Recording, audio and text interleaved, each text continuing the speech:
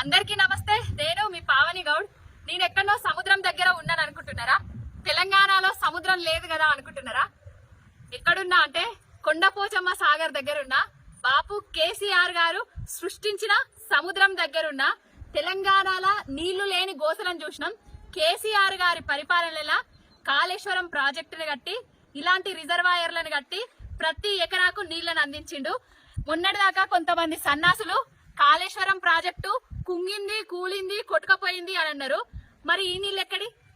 ఇవి కాళేశ్వరం నీళ్లు కాదా? మరి కాళేశ్వరం కొట్టుకపోతే ఇవెక్కడిరా ఎదవ సన్నాసులారా?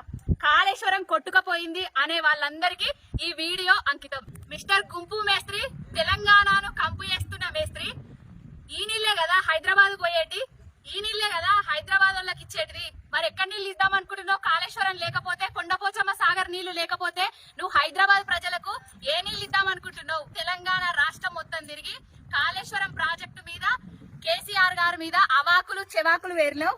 కానీ ఇప్పటికీ కూడా కేసీఆర్ గారి సృష్టించిన అద్భుత సృష్టి వల్లే, కాళేశ్వరం కట్టడం వల్లనే తెలంగాణకు నీళ్ళు వస్తున్నాయి, ప్రతి ఎకరాకు నీళ్లు అందుతున్నాయి. ఇది నిజం.